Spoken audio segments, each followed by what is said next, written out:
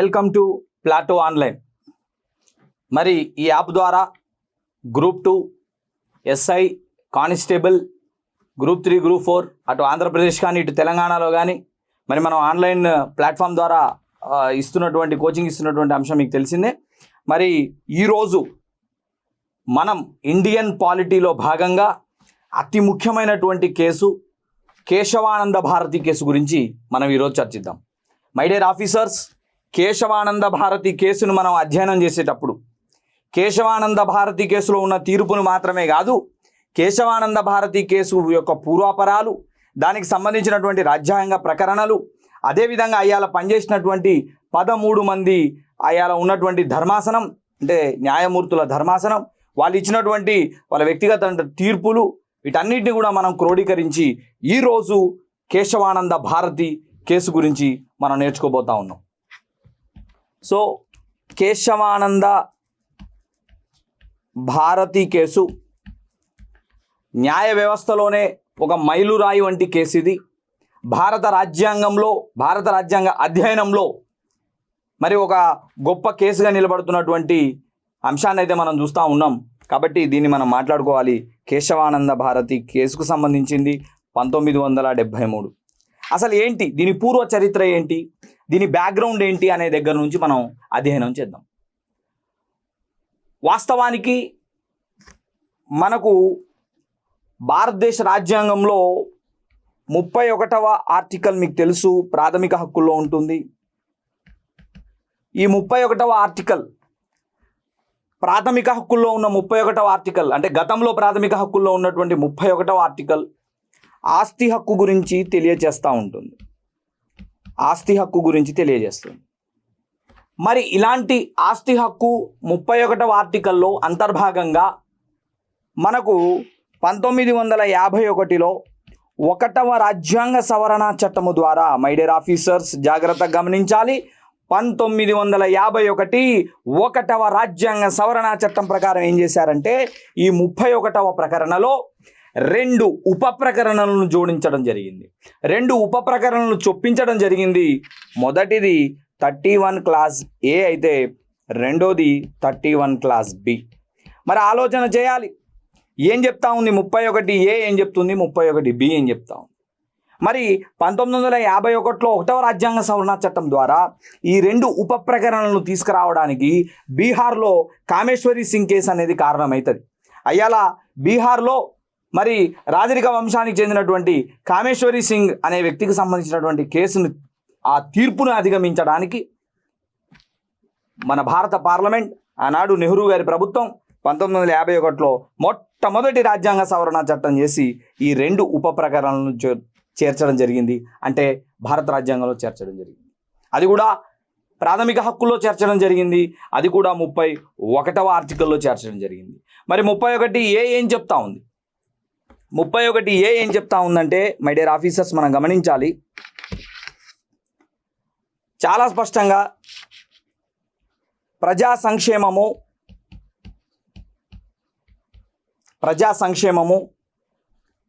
దేశ అభివృద్ధి, ప్రజా సంక్షేమము దేశ అభివృద్ధి దృష్ట్యా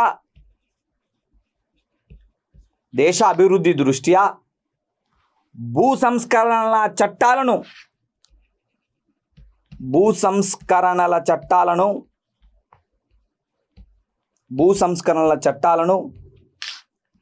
ప్రైవేటు వ్యక్తులు లేదా ప్రైవేటు సంస్థల భూములను తీసుకునేదానికి అవకాశం కల్పించే విధంగా 31 క్యాపిటల్ ఏను చేర్చడం జరిగింది. అంటే మై డియర్ ఆఫీసర్స్ 31 ఏ ఏం చెప్తుందంటే ప్రజా సంక్షేమం దృష్ట్యా, సమాజ అభివృద్ధి దృష్ట్యా ఏదైనా ప్రైవేట్ వ్యక్తి భూమి కానీ లేదా ప్రైవేట్ సంస్థ యొక్క భూమి కానీ దాన్ని మనం తీసుకోవాలంటే ఖచ్చితంగా తీసుకోవచ్చండి, దానికోసం ఒక భూ సంస్కరణ చట్టం కూడా చేసుకోవచ్చు అని చెప్పేసి 31 క్యాపిటల్ ఏ చెప్తా ఉంది. అదేవిధంగా 31 బి ఏం చెప్తా ఉంది అంటే కనుక ఎస్, ఆ చట్టాలు ఏవైతే ఉన్నాయో ఆ చట్టాలు న్యాయ సమీక్షకు గురి కావు. ఆ చట్టాలు న్యాయ సమీక్షకు గురి కావు, న్యాయ సమీక్షకు జ్యుడిషియల్ రివ్యూకు గురి కావు. అంటే 31A ఆర్టికల్ను ఉపయోగించుకొని చేసే భూ సంస్కరణల చట్టాలు, ఓకేనా, భూ సంస్కరణల చట్టాలు 31B ప్రకారము న్యాయ సమీక్షకు గురి కావు. దీనికి అనుబంధంగానే భారత రాజ్యాంగంలో 9వ షెడ్యూల్ చేర్చబడింది మిత్రులారా. ఎన్నవ షెడ్యూల్ అనా? 9వ షెడ్యూల్. భారత రాజ్యాంగ షెడ్యూళ్లలో ఒక గండికోట రహస్యం అంటారు ఈ 9వ షెడ్యూల్ని. ఇందులో చేర్చిన అంశాలు న్యాయ సమీక్షకు గురి కావు అనేటటువంటి అంశాన్ని మనం చూస్తూ ఉన్నాం. ఐఆర్ కోయల్హో కేసుకు ముందు వరకు 2007లో దాని తీర్పుకు ముందు వరకు కూడా 9వ షెడ్యూల్ ఒక గండికోట రహస్యం మాదిరిగా ఉండేది. న్యాయ సమీక్షకు గురి కాని షెడ్యూల్గా ఇది ఉండేది. ఆలోచన చేయాలి. ఇలాంటి షెడ్యూల్ దీనికి అనుబంధంగా వచ్చింది, 31 క్లాస్ బికి అనుబంధంగా వచ్చింది. అరే 31A ఏం చెప్తుంది? చట్టాలు చేయొచ్చాయా, ప్రైవేట్ వ్యక్తులవి, ప్రైవేట్ సంస్థల భూములు అభివృద్ధి కోసం తీసుకోవచ్చు అని చెప్తుంది. ఆ చట్టాలు చేయొచ్చు అని చెప్తుంది 31 క్లాస్ A. 31B ఏం చెప్తుందంటే అలాంటి చట్టాలకు న్యాయ సమీక్ష అనేది లేదు, అలాంటి చట్టాలు న్యాయ సమీక్షకు గురి కావు. అర్థం చేసుకోవాలి. ఇక్కడ ఒక్కొక్క ప్రకరణ 31A కానీ 31B కానీ ఆస్తి హక్కులు అంతర్భాగంగా ఆనాడు నెహ్రూ ప్రభుత్వం చేర్చిన ఉప ప్రకరణలు ఇవి. అంటే వెరీ క్లియర్గా మనం అర్థం చేసుకోవాల్సింది ఏంటంటే రాష్ట్ర ప్రభుత్వాలు భూ సంస్కరణల చట్టాలు చేసుకోవచ్చు. ఏ ప్రైవేట్ వ్యక్తి నుంచైనా, ఏ ప్రైవేట్ సంస్థ నుంచైనా ప్రజా ఉపయోగార్థమైనటువంటి అంశం ఉంది అంటే కనుక, సంక్షేమం ఏదైనా ఉంది అంటే కనుక ఆ భూమిని మనం ఉపయోగించుకోవచ్చు అన్న చందాన ఈ 2 ప్రకరణలు తెలియజేస్తూ ఉన్నాయి. మరి వీటికి అనుగుణంగా, ఈ ప్రకరణలకు అనుగుణంగా కేరళ అనేటటువంటి రాష్ట్రము నాన్న, ఏ రాష్ట్రము నాన్న? కేరళ అనేటటువంటి రాష్ట్రం ఏం చేసింది అంటే భూ సంస్కరణల చట్టాన్ని చేసింది, ల్యాండ్ రిఫార్మ్స్ యాక్ట్ని చేసింది. భూ సంస్కరణల చట్టమును చేసింది. ఎప్పుడు చేసిందా అంటే 1963లో చేసింది. మొట్టమొదటి కేరళ భూ సంస్కరణల చట్టం 1963లో అక్కడి ప్రభుత్వం చేసింది. అదే విధంగా ఈ భూ సంస్కరణల చట్టం 1963కి ఒక సవరణ చట్టాన్ని కూడా చేయడం జరిగింది మిత్రులారా. సవరణ చట్టాన్ని కూడా చేయడం జరిగింది 1969లో. ఎప్పుడిది? 1969లో. మై డియర్ ఆఫీసర్స్ గమనించాలి, కేరళ ఈ చట్టం చేయడానికి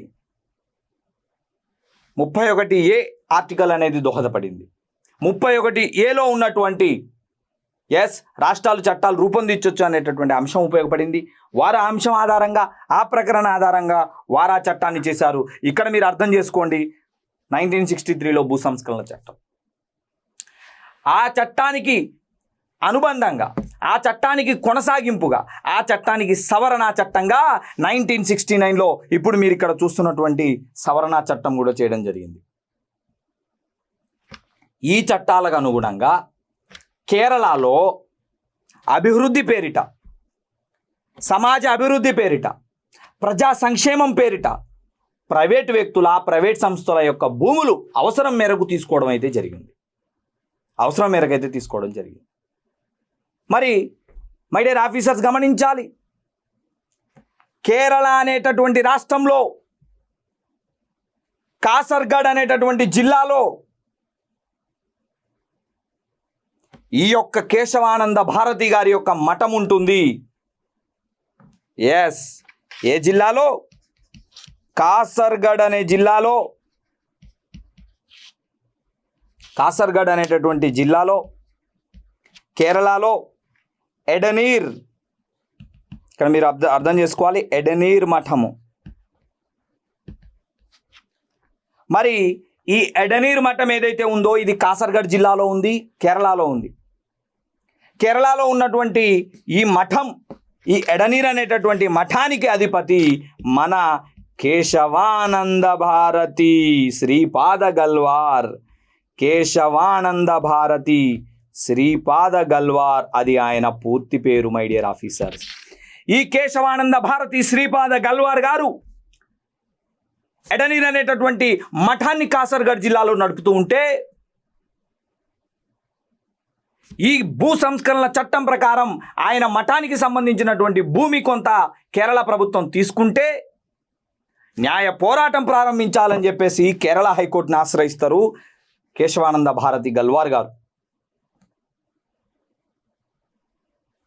మరి కేశవానంద భారతి గారు ఆ రకంగా రాష్ట్ర హైకోర్టును ఆశ్రయించిన తర్వాత అక్కడి హైకోర్టు చాలా స్పష్టంగా భూ సంస్కరణల చట్టాలు ఏవైతే ఉన్నాయో ఆ భూ సంస్కరణల చట్టాలు చెయ్యొచ్చు అని ఆర్టికల్ చెప్తా ఉంది. దానికి న్యాయ సంరక్షణ ఇస్తూ మరో ఆర్టికల్ ఉంది. అనుబంధంగా మనకు మళ్ళీ 9వ షెడ్యూల్ కూడా ఉంది. కాబట్టి ఖచ్చితంగా కూడా కేరళ భూ సంస్కరణల చట్టాన్ని మద్దతు ఇస్తూ ఉన్నాం. కేరళ రాష్ట్ర ప్రభుత్వం చేసినటువంటి అంశాన్ని కూడా మేము మద్దతు ఇస్తూ ఉన్నాం. ఆ ఎడనీరు మఠం యొక్క భూములను తీసుకోవడానికి కూడా ఆ తీసుకున్నటువంటి ప్రక్రియను కూడా మేము తప్పుబట్ట జాలము అని చెప్పేసి కేరళ హైకోర్టు చెప్పింది. ఆ తర్వాత కేశవానంద భారతి గారు నైరాశ్యంలో ఉన్నారు, బాధలో ఉన్నారు. ఇంకా మనం చేసేది ఏది లేదు, న్యాయ వ్యవస్థ మరి హైకోర్టు తీర్పు కూడా ఇలా వచ్చింది, మరి ఏం చేద్దాం, ఎలా చేద్దాం అని ఆలోచన చేసినప్పుడు ఇంకేం చేస్తామండి, ఇక హైకోర్టుకు పోయినాం, తీర్పు వచ్చింది, ఇంతే కదా అని అనుకున్నారు. మరి కేశవానంద భారతి గారు కూడా సరే చేసేదేమీ లేదు కదా అని చెప్పేసి బాధలో ఉన్నారు దానికి సంబంధించినటువంటి తీర్పు ఆధారంగా. సరిగ్గా అదే సమయంలో కేశవానంద భారతి గారి వద్దకు సుప్రీంకోర్టులో న్యాయవాదిగా పనిచేస్తున్నటువంటి ఆనాడు సుప్రీంకోర్టు న్యాయవాదిగా పనిచేస్తున్నటువంటి ఎంకే నంబియార్ గారు వచ్చారు. ఏం పేరండి ఆయన పేరు? ఎంకే నంబియార్ గారు ఆయన వద్దకు రావడం జరిగింది, కేశవానంద భారతి వద్దకు. కేశవానంద భారతి శ్రీపాద గల్వార్ వద్దకు ఎంకే నంబియార్ గారు వచ్చి ఖచ్చితంగా మీ పక్షాన న్యాయం ఉంది, కేరళ హైకోర్టు తీర్పు ఏదైతే ఉందో అది అసంబద్ధం, సంక్షేమం పేరిట వ్యక్తిగత స్వేచ్ఛలు హరిస్తారా, ఆస్తి హక్కు ఎట్లా కోల్పోతాం మనం, ఖచ్చితంగా ఇది ఇబ్బందే, దీన్ని మనం ప్రశ్నించాల్సిందేనా అని చెప్పేసి కేశవానంద భారతి గారికి చెప్తారు. అప్పుడు కేశవానంద భారతి గారు అవుతుందంటారానండి, మనం పోతే అవుతుందా, సుప్రీంకోర్టులో అప్పీల్ చేసుకుంటే అవుతుందంటారా అని అడుగుతారు ఎంకే నంబియార్ గారు. ఇంకో విషయం అండి, చాలా గొప్ప విషయం ఏంటంటే ఎంకే నంబియార్ ఎవరో కాదు, ప్రస్తుత మన అటార్నీ జనరల్గా పనిచేస్తున్న కేకే వేణుగోపాల్ గారి స్వయాన తండ్రి గారు అనే విషయాన్ని మనం గమనించాలి. స్వయాన తండ్రి గారు కేకే వేణుగోపాల్ గారికి నంబియార్ గారు. ఇలాంటి గొప్ప వ్యక్తి ఏం చేశారంటే, కేశవానంద భారతి గారు మీరు టెన్షన్ పడొద్దండి, ఖచ్చితంగా మనం విజయం సాధిస్తాం, ఆశ్రమ ఆస్తులు గుంజుకోవడం ఏందండి, ఖచ్చితంగా మనం న్యాయం సాధిస్తాం, మన వైపు మనకి న్యాయం ఉంటుంది అని చెప్పేసి వారేం చేశారంటే సుప్రీంకోర్టులోనే అప్పటికే చాలా ప్రసిద్ధి చెందినటువంటి ఒక న్యాయవాదిని పరిచయం చేశారు కేశవానంద భారతి గారికి. ఆ న్యాయవాది ఎవరో కాదు, నాని ఫాల్కీవాలా.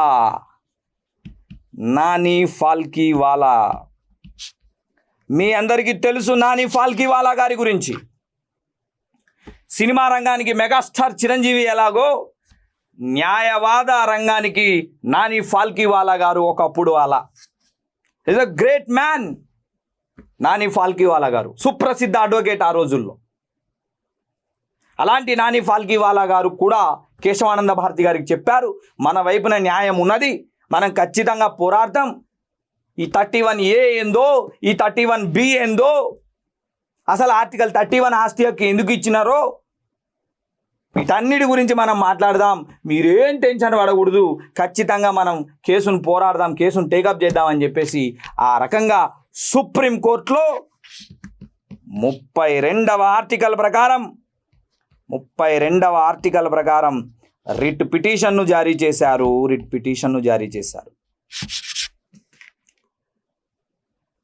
వీరేసినటువంటి కేసు ఇది. కేశవానంద భారతి గారి తరపున నాని ఫాల్కీవాలా గారు వాదించడం ప్రారంభించారు. ఆలోచన చేయాలి. ఇక్కడ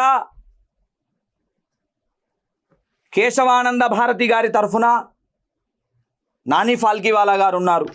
ఇక్కడ మనం ఆలోచన చేద్దాం. ఎస్, కేశవానంద భారతి గారి తరఫున వాదించుటకున్నటువంటి వ్యక్తిని మనం ఏం చెప్తా ఉన్నాం? నాని ఫాల్కీవాలా. అదేవిధంగా మరి ఆపోజిషన్ ఎవరు? గవర్నమెంటే కదా, ప్రభుత్వమే కదా. Very good. మరి ప్రభుత్వం తరఫున వాదించడానికి ఆనాటి అటార్నీ జనరల్ గారు ఉన్నారు. ఎస్, ఆనాటి అటార్నీ జనరల్ ఎవరు అంటే కనుక నీరవ్ దే గారు. నీరవ్ దే. ఆనాడు ప్రభుత్వ పక్షాన నీరవ్ దే గారు, కేశవానంద భారతి గారి పక్షాన నాని ఫాల్కీవాలా గారు. మరి మీరు ఆలోచన చేస్తే సుప్రీంకోర్టులో ఈ కేసులను ఫైల్ చేసుకోవడం జరిగింది, కౌంటర్లు దాఖలు చేసుకోవడం జరిగింది. ఇక్కడ మీరు ఆలోచన చేస్తే ఈ కేసుకు సంబంధించి సుప్రీంకోర్టు 13 మంది న్యాయమూర్తుల ఫుల్ బెంచ్ను వేయడం జరిగింది. ధర్మాసనం అంటే 13 మందితో కూడిన ధర్మాసనం కేశవానంద భారతి కేసుని టేకప్ చేసుకోవడం జరిగింది. ఒకటి కాదు, రెండు కాదు నాన్న, 68 రోజుల పాటు. ఎన్ని రోజులు నాన్న? 68 రోజుల పాటు హియరింగ్స్ జరిగాయి. What is the meaning of hearings? Hearings అంటే ఏంటి నాన్న? వాదోపవాదాలు జరిగాయి. 68 రోజుల సుదీర్ఘ విచారణ జరిగింది. 68 డేస్ విచారణ జరిగింది. ఈ విచారణ సందర్భంలో కేశవానంద భారతి గారి తరఫున నాని ఫాల్కీవాలా గారు లేవనెత్తిన అద్భుతమైనటువంటి అంశాలు ఏంటో తెలుసా? మొదటిది దాదాపుగా 70 రాజ్యాంగాలు, అప్రాక్సిమేట్లీ 70 దేశాల రాజ్యాంగాలను క్రోడీకరిస్తూ ఆ దేశాల్లో ప్రజాస్వామ్య పరిరక్షణ కోసం తీసుకున్న చట్టాలను, పరిరక్షణ కోసం చేసినటువంటి చర్యలను ఉటంకించడం జరిగింది, ఎగ్జాంపుల్గా చూపించడం జరిగింది. ఎందుకంటే సుప్రీంకోర్టుకు, అసలు న్యాయ వ్యవస్థకు కావాల్సింది సాక్ష్యాలు, ఆధారాలు, చట్టాలే కదా. ఏమండి, 70 దేశాలలో ఇగో ఇట్లాంటిది ఉంది, 70 దేశాలలో ఈ ప్రక్రియ ఉంది, 70 దేశ రాజ్యాంగాలను మీరు ఒక్కసారి గమనించండి, మన రాజ్యాంగాన్ని, మన 31A, 31Bను ఒకసారి గమనించండి అని చెప్పడం జరిగింది. ఒక్కసారి మీరు ఆలోచన చేయండి. 70 దేశాల రాజ్యాంగాలను అక్కడ రెఫరెన్స్ కోసం ఇచ్చారంటే నాని ఫాల్కీవాలా గారు ఎంత కష్టపడి ఉంటారు మీరు అర్థం చేసుకోండి. మై డియర్ ఆఫీసర్స్, 70 దేశాల రాజ్యాంగాలను వాళ్ళు రెఫరెన్స్గా ఇవ్వడం జరిగింది. కాంపిటేటివ్ ఫీల్డ్లో 10 పుస్తకాలు చదువురాయా అంటేనే బాధపడుతున్న ఈ రోజుల్లో 70 దేశాల రాజ్యాంగాల్ని రిఫరెన్స్గా ఇచ్చారంటే నాని ఫాల్కీవాలా గారు మనకెంత ఆదర్శంగా ఉండాలి మనం గుర్తుపెట్టుకోవాలి. అదేవిధంగా మై డియర్ ఆఫీసర్స్, వారు లేవనెత్తినటువంటి మరొక అంశం ఏంటంటే ప్రాథమిక హక్కుల్లో ఆర్టికల్ 26 ఉంటుంది. ఆర్టికల్ 26 ఏం చెప్తుంది? మత సంస్థలను ఏర్పాటు చేసుకోవచ్చు, అదేవిధంగా నిర్వహించుకోవచ్చు, అవునా, ఆస్తులను కాపాడుకొనవచ్చు. చూడండి, ఇక్కడ ఆర్టికల్ 26 ఏం చెప్తుంది? 25 ఆర్టికల్ 25 ఏమో నచ్చిన మతాన్ని స్వీకరించవచ్చు. ఎస్, ఆత్మ ప్రబోధానుసారం నచ్చిన మతాన్ని తీసుకోవచ్చు. 25వ ఆర్టికల్. 26వ ఆర్టికల్ మతం యొక్క సంస్థలను ఏర్పాటు చేసుకోవచ్చు, దాన్ని నిర్వహించుకోవచ్చు, దాని ఆస్తులు సముపార్జించుకోవచ్చు, న్యాయబద్ధంగా ఆస్తులను కంటిన్యూ చేయొచ్చు. మత సంస్థలను ఏర్పాటు చేసుకోవచ్చు, నిర్వహించుకోవచ్చు, ఆస్తులను కాపాడుకోవచ్చు. ఓకేనా? మరి ఇక్కడ మీరు ఆలోచిస్తే కేశవానంద భారతి గారి యొక్క ఆ ఆశ్రమం ఎడనీర్ అనేటటువంటి ఆశ్రమం ఏదైతే ఉందో 26వ ఆర్టికల్ ప్రకారమే ఏర్పడింది కదా భారతదేశంలో. రాజ్యాంగబద్ధంగా ఏర్పడిన ఒక మత సంస్థ యొక్క ఆస్తులను ఏ విధంగా కొలగొడతారు? It is against article 26. It is against article 26. Next article 31 ఆస్తి హక్కు. ఆస్తి హక్కు ఆర్టికల్ 31కి అగైనెస్ట్, ఆర్టికల్ 26కి అగైనెస్ట్. అంటే ఈ 31 క్యాపిటల్ ఏ అనేటటువంటి ఒక్క ప్రకరణ ఈ రకంగా ఉంది అని చెప్పేసి చెప్పడం జరిగింది. 70 దేశాల రాజ్యాంగాల్లో ఉన్న స్ఫూర్తిని మనం వ్యతిరేకిస్తూ ఉన్నాం, మనం దాన్ని పాటించాం. ఒకవైపున ఆస్తి హక్కు నీదే అని చెప్తా ఉన్నాం, మరోవైపున ఆస్తి లాక్కుంటాం అని చెప్తారు. ఒకవైపున మత సంస్థలు ఏర్పాటు చేసుకోవచ్చు, ఆస్తులను కాపాడుకోవచ్చు అని చెప్తాం. ఇంకోవైపున ఒక మఠాధిపతికి సంబంధించినటువంటి, ఒక మఠానికి సంబంధించినటువంటి ఆస్తిని తీసేసుకుంటాం. దానికేదో పేరు పెడతాం ప్రజా సంక్షేమం అని, దానికేదో పెడదాం సమాజ అభివృద్ధి అని. ఎలా సాధ్యపడుతుంది? ఈ రకంగా సుప్రీంకోర్టులో 13 మంది బెంచుల ముందు, 13 మందితో కూడిన ధర్మాసనం ముందు తన వాదనలను వినిపించినటువంటి గొప్ప మొనగాడు మనకి నాని ఫాల్కేవాలా గారు. మై డియర్ ఆఫీసర్స్, గమనించాలి, ప్రభుత్వ వాదనలలో ప్రభుత్వం తరఫునటువంటి వాదించినటువంటి అటార్నీ జనరల్ నీరవ్ దే గారి వాదనలో పసలేదు. ఈ 13 మంది ధర్మాసనం ఏదైతే ఉందో, ఈ ధర్మాసనం ఏం చేసింది అంటే నాన్న, 1973 ఏప్రిల్ 24వ తారీఖున తుది తీర్పు ఇవ్వడం జరిగింది. ఫైనల్ తీర్పు ఇవ్వడం జరిగింది. ఈ తుది తీర్పు ఏదైతే ఉందో, ఈ తుది తీర్పు 7:6 రేషియోలో ఇవ్వడం జరిగింది. ఇక్కడ చూడవచ్చు 7:6, 7 మరియు 6 నిష్పత్తుల్లో ఇవ్వడం జరిగింది. అంటే 7 కేశవానంద భారతి గారికి అనుకూలంగా, కేశవానంద భారతి గారికి అనుకూలంగా 6 వ్యతిరేకంగా తీర్పు ఇవ్వడం జరిగింది. అంటే వీళ్ళు ఎవరికి అనుకూలము, ఎవరికి వ్యతిరేకము? Only in the sense of Keshavananda Bharati గారు ఓన్లీ. ఓకేనా? కేశవానంద భారతి గారికి వ్యతిరేకంగా 6, అనుకూలంగా 7 తీర్పు ఇవ్వడం జరిగింది. ఆనాటి సుప్రీం ప్రధాన న్యాయమూర్తి జస్టిస్ ఎస్ఎం సిక్రీ గారు కూడా ఈ 7 వైపే ఉన్నారు. అంటే ఇక్కడ మీరు ఆలోచన చేయాల్సింది కేశవానంద భారతి గారి వైపే ఉన్నారు. చూద్దాం ఈ 7 ఎవరు, ఆ 6 ఎవరు అనేది ఒకసారి చూద్దాం. ఎస్, ఈ 7 ఎవరంటే నాన్న, మొదటిది ఎస్ఎం సిక్రీ గారు, జస్టిస్ ముఖర్జియా గారు,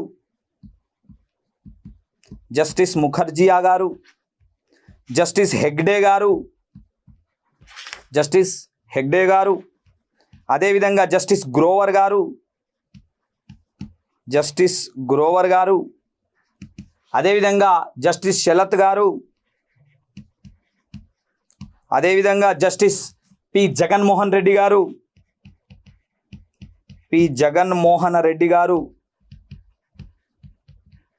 అదేవిధంగా హెచ్ఆర్ ఖన్నా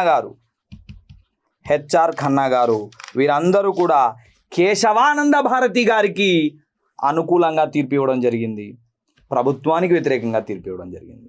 మరి ఇప్పుడు ప్రభుత్వానికి అనుకూలంగా ఉండి కేశవానంద భారతి గారికి వ్యతిరేకంగా ఉన్నటువంటి ఆ యొక్క 6 న్యాయమూర్తులు ఎవరో చూద్దాం. 6 న్యాయమూర్తులు ఎవరంటే ఏఎన్ఆర్ గారు, అంటే ఏఎన్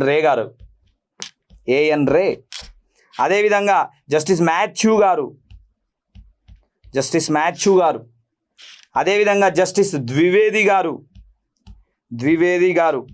అదేవిధంగా జస్టిస్ ఎంహెచ్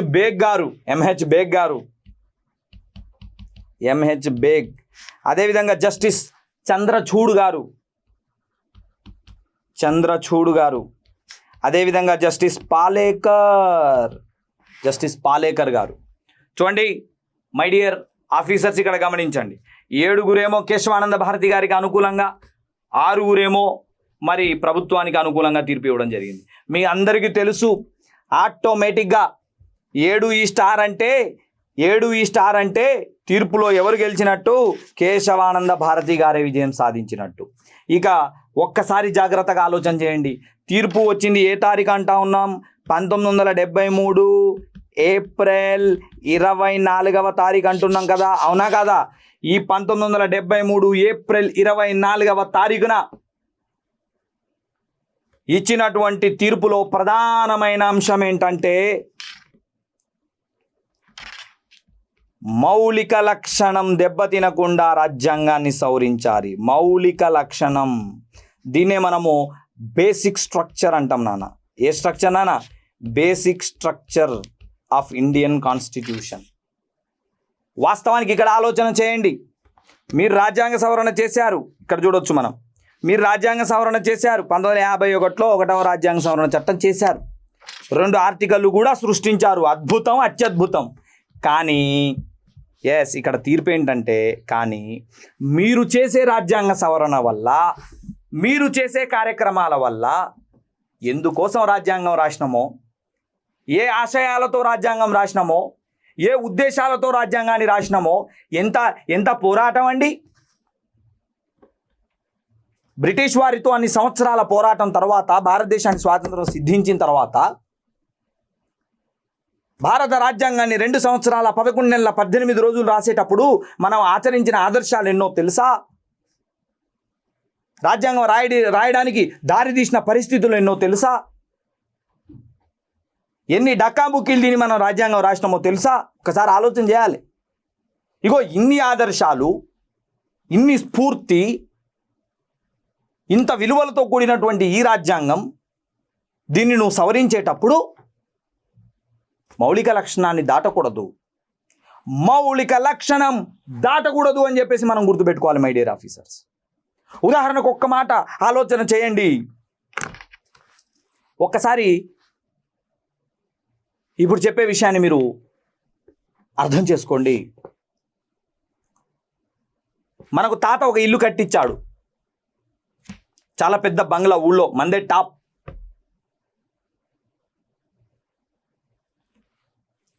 తండ్రి వద్దకు వచ్చింది ఆస్తి, తర్వాత నీ వద్దకు వచ్చింది.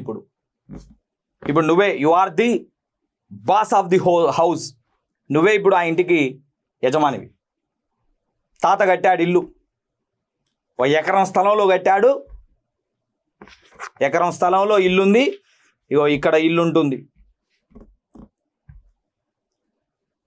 అదేవిధంగా వాష్రూమ్స్ మీకు తెలుసు, ఒకప్పుడు శుచి, అదేవిధంగా దాన్ని మనము తప్పుగా భావించేటోళ్ళం. శుచి అశుచి అనేటటువంటి నియమ నిబంధనల మధ్య ఏమయ్యేదంటే, ఆ వాష్రూమ్ ఎక్కడో ఈ మూలకు ఉండేది. ఉదాహరణ, ఈ మూలకు ఉన్నది వాష్రూమ్, ఇల్లేమో ఇక్కడ, వాష్రూమ్స్ ఏమో ఇక్కడ ఉన్నాయి. ఇప్పుడు ఆ వ్యక్తి ఎవరైతే యజమాని ఉన్నాడో, ఎల్లయో మల్లయో ఎవరో ఒక యజమాని అయితే ఉన్నాడు. ఆయన ఏమన్నాడంటే, ఆయన పెళ్లి చేసుకున్నాడు. పెళ్లి చేసుకున్న తర్వాత భార్య వచ్చింది కాపురానికి. భార్య వచ్చి చూసింది, చాలా పెద్ద ఇల్లు, లంకంత కొంప, మొత్తం మందే, మెయిన్ సెంటర్లో ఉన్నది, హైలైట్, సూపర్, బాగా ఉన్నది. కానీ ఆమె అభ్యంతరం పెట్టింది. కొన్ని రోజుల తర్వాత ఏం అభ్యంతరం పెట్టిందంటే, రాత్రిపూట కానీ లేదా ఉదయం పూట కానీ, సమయం ఏదైనా సరే, వాష్రూమ్ను ఉపయోగించుకోవడానికి ఇంత దూరం నడుచుకుంటూ వెళ్ళడం అనేది చాలా ఇబ్బందికరంగా ఉంది. అటాచ్డ్ వాష్రూమ్ కావాలి అని చెప్పేసి కొత్తగా పెళ్ళైనటువంటి ఆ భర్తను భార్య అడిగింది. 100% భార్య కోరికను భర్త తీరుస్తాడు కాబట్టి, తీర్చాల్సిందే కాబట్టి my dear officers, washroom attached కట్టాలని నిర్ణయించుకుంటాడు. ఇప్పుడు మీరు చెప్పండి, ఇల్లంతా కూలగొట్టి వాష్రూమ్ కడతాడా, ఇల్లు డిస్టర్బ్ కాకుండా వాష్రూమ్ కడతాడా? Simple thing. ఎలా కడతాడు వాష్రూమ్? ఇల్లు కూలగొట్టి వాష్రూమ్ పెడతాడా? లేకపోతే ఇంటికి ఇబ్బంది లేకుండా, ఆ నిర్మాణానికి ఇబ్బంది లేకుండా, ఆ యొక్క తాత కట్టించినటువంటి ఆ ఆస్తికి ఇబ్బంది లేకుండా అటాచ్డ్ వాష్రూమ్ కడతాడా? మీరు చెప్పండి కదా. వాస్తవ ఇంటికి ఇబ్బంది కలగకుండా అటాచ్డ్ వాష్రూమ్ కడతాం కదా. అలాగే రాజ్యాంగాన్ని సవరించేటప్పుడు కూడా రాజ్యాంగ మౌలిక లక్షణం దెబ్బతినకూడదు. ఎందుకు రాజ్యాంగం రాసినావో ఆ స్ఫూర్తి దెబ్బతినకూడదు. ఎందుకు రాజ్యాంగం రాసినావో ఆ విలువలు తుంగలో తొక్కకూడదు. రాజ్యాంగం సవరిస్తే అలా సవరించాలి తప్ప రాజ్యాంగ విలువలకు తిలోదకాలు అద్దేటట్టుగా, రాజ్యాంగ స్ఫూర్తికి విరుద్ధంగా వెళ్ళేటట్టుగా రాజ్యాంగాన్ని సవరించడానికి వీలు లేదు. డాక్ట్రిన్ ఆఫ్ బేసిక్ స్ట్రక్చర్ అనేటటువంటి అంశాన్ని మొట్టమొదటిసారిగా భారత సుప్రీంకోర్టు ఏ కేసులో వాడింది అని చెప్పేసి 100 సార్లు అడిగాడు బిట్టు. కాంపిటేటివ్ ఫీల్డ్లో బేసిక్ స్ట్రక్చర్, మౌలిక లక్షణం అనే పదాన్ని సుప్రీంకోర్టు ఏ కేసులో ఉపయోగించింది నాన్న? ఎస్, కేశవానంద భారతి శ్రీపాద గల్వార్ కేసులో ఉపయోగించింది అనే విషయాన్ని మనం గమనించాలి. ఆ రకంగా రాజ్యాంగ సవరణ చేయాలి. స్ఫూర్తికి దెబ్బతినకూడదు, విలువలకు దెబ్బతినకూడదు. అలా రాజ్యాంగాన్ని సవరించి ఆ బేసిక్ స్ట్రక్చర్ని తీసుకురావడం జరిగింది. అయితే ఇక్కడ మనం ఆలోచించాల్సినటువంటి మరో అంశం ఏంటంటే, ఇక్కడ తీర్పిచ్చినటువంటి అంటే మౌలిక లక్షణం దెబ్బతినకుండా మాత్రమే రాజ్యాంగాన్ని సవరించాలి. కేశవానంద భారతి వైపు నిలబడినటువంటి ఈ 7 ఎవరైతే ఉన్నారో వీళ్ళల్లో పలువురు భిన్నమైనటువంటి అభిప్రాయాలు చెప్పారు. అంటే మౌలిక లక్షణం అంటే ఇది అది అని చెప్పేసి, ఇప్పుడు సిక్రీ గారి ఉద్దేశంలో మౌలిక లక్షణం అంటే వేరు, అదేవిధంగా ముఖర్జీ గారి విషయంలో మౌలిక లక్షణం వేరు. ఒక్కొక్కరి దృష్టిలో మౌలిక లక్షణం వేరు. వాస్తవానికి మౌలిక లక్షణం దెబ్బతినకూడదు. మరి మౌలిక లక్షణం అంటే ఏంటయా అని అడుగుతారు కదా. అటువైపు నుంచి ప్రశ్న వచ్చింది కదా. నీరవ్ దే గారు అడిగారు కదా, అటార్నీ జనరల్ గారు తీర్పిచ్చేటప్పుడు అడుగుతారు, ఏమండి మౌలిక లక్షణం దెబ్బతినకూడదు అంటున్నారు, వాట్ ఈజ్ మౌలిక లక్షణం, ఏది మౌలిక లక్షణం? అప్పుడు వీరిచ్చినటువంటి వివరణ చూడండి, ఎంత అద్భుతంగా, ఎంత క్లుప్తంగా ఉంటుందో ఒక్కసారి ఆలోచన చేయాలి. ఇప్పుడు ఒక్కొక్కరి దృష్టిలో మౌలిక లక్షణం ఏంటో చూద్దాం. తొలుత ఆనాటి ప్రధాన న్యాయమూర్తి సిక్రీ గారి దృష్టిలో మౌలిక లక్షణం ఏంటో చూద్దాం. జస్టిస్ ఎస్ఎం సిక్రీ గారి దృష్టిలో మౌలిక లక్షణం అని ఏంటి చూడండి. సిక్రీ గారి దృష్టిలో మౌలిక లక్షణం ఏంటంటే నాన్న, మొదటిది రాజ్యాంగము యొక్క ఉన్నతి. రాజ్యాంగము యొక్క ఉన్నతి. అదే విధముగా భారతదేశంలో అధికారాల విభజన, అదేవిధంగా భారతదేశంలో ప్రజాస్వామ్యము, భారతదేశంలో ఉన్న గణతంత్రము, భారతదేశంలో ఉన్న లౌకికత్వము, భారతదేశంలో ఉన్న సమాఖ్య విధానము, ఇవన్నీ కూడా మౌలిక లక్షణంలో భాగము అని చెప్పినటువంటి వ్యక్తి ఎస్ఎం సిక్రీ గారు. మై డియర్ ఆఫీసర్స్ గమనించాలి, భారత రాజ్యాంగం యొక్క ఉన్నతి, భారత రాజ్యాంగమే అత్యున్నతం, అది మౌలిక లక్షణం.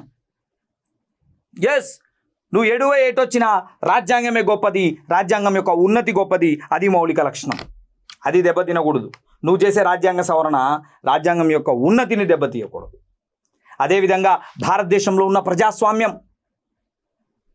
భారతదేశంలో ఉన్న లౌకికత్వం, అన్ని మతాలు సమానమే, ఈ లౌకికత్వం.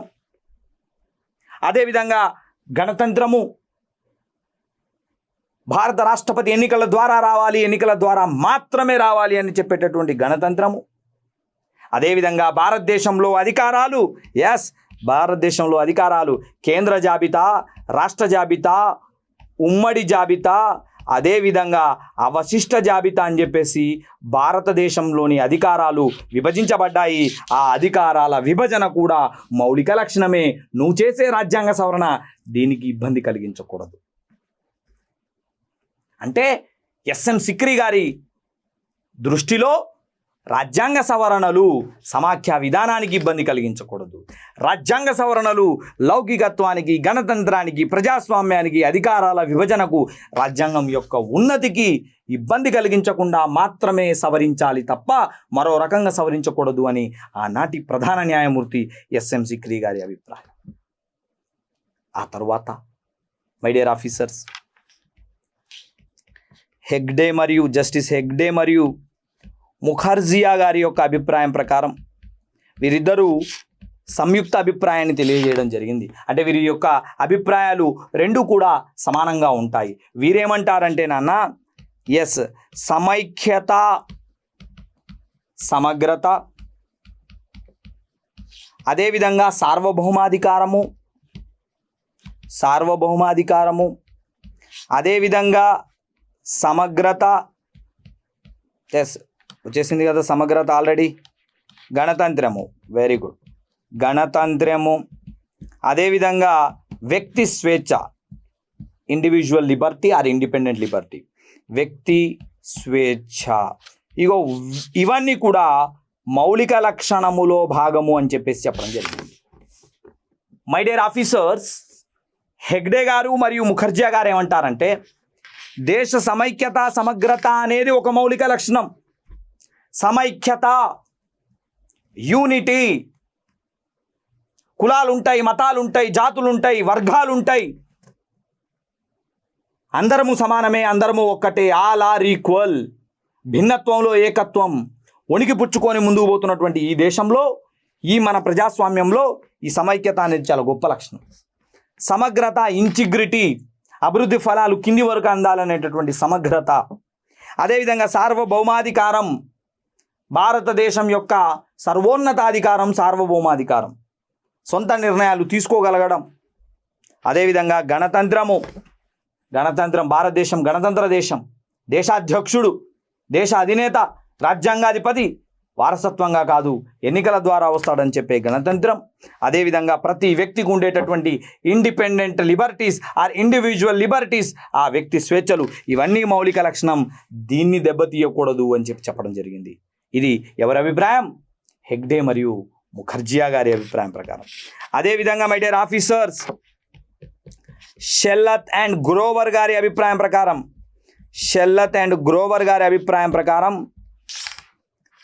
వీరి అభిప్రాయం ప్రకారం వ్యక్తి గౌరవం,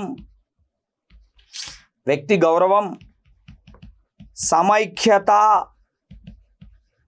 సమగ్రత, వీరు కూడా చూడండి సమైక్యత, సమగ్రత అనే పదాన్ని వీరు కూడా వాడారు. అదేవిధంగా సార్వభౌమాధికారం అంటే సర్వసత్తాక లక్షణం ఏదైతే ఉందో అది, వీరు కూడా ఈ పదాన్ని వాడారు. అదేవిధంగా ఆదేశిక సూత్రాల అమలులో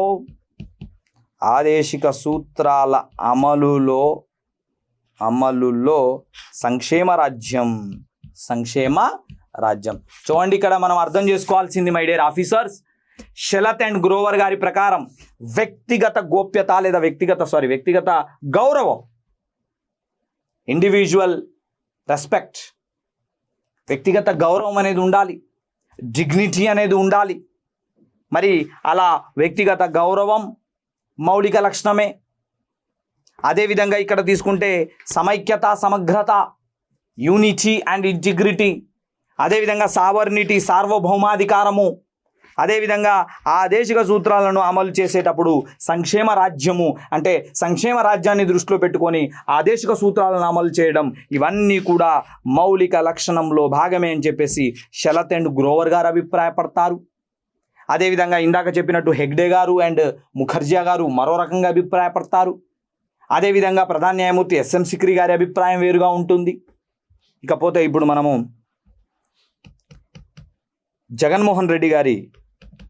పి జగన్మోహన్ రెడ్డి గారి